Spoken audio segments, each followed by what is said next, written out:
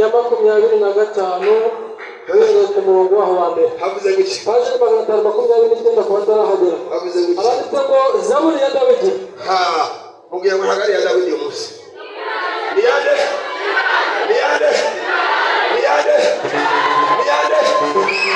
Hago kutera eshatu.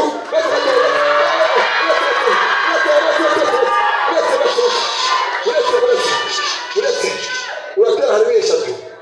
Nurangiza utuvuga izina ryawe. Ubwo Zaburi yande. Ubwiye Selemani. Ubwo Zaburi ya Selemani. Rimwe, kabiri, gatatu.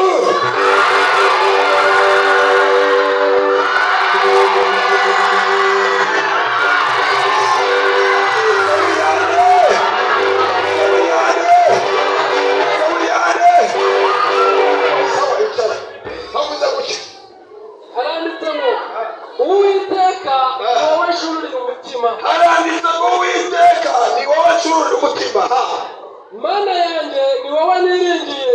Mana yanjye ni wowe ngize gute? Abantu batiringira hango bakaba batiringira amafaranga, biringira amashuri, biringira abashangazi, bakomeye Imana yakabashimika.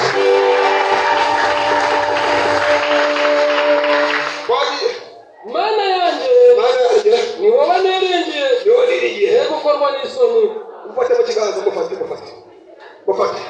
Mubwire ngo ikwize ko wari isoni. Ikwize ko wari iki?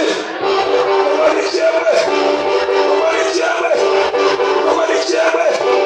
Abantu Imana iza ko wari isoni bahise beruya.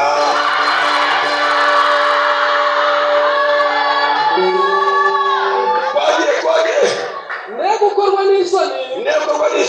Abanzi banjye be kunyishima hejuru. Mufate mu kiganza. Mubwire ngo abanzi bawe ntibazakwishima hejuru.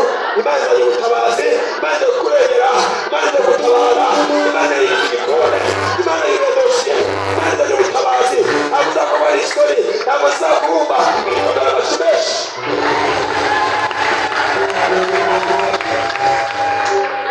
Aho ugeze n'ushaka. Havuze ngo siko bizaba. Mu bagutegereza.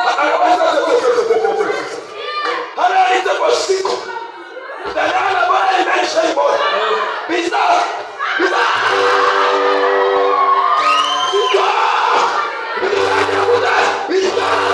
Kubagira gute? La kita pole. Mubwira ngo nabamutegereje. Nabagize gute?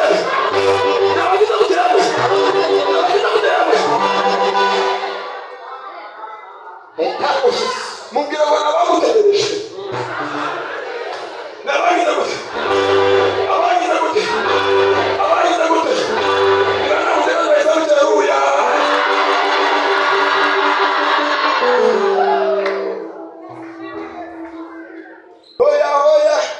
Hoya ntibazongere na rimwe kwigiranya Imana yanjye.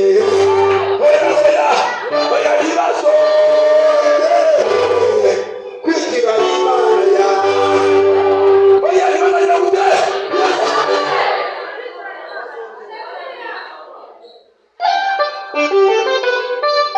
Siko bizaba ku mubyeyi washyizwe muri 81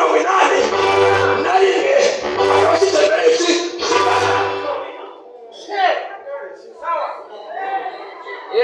parwangura mu mujyi. Niwe ntabwo ariko bizahora ku bashumba bayiriye babanye nayo bayizeye. ushaka kurara agiye mu mujyi.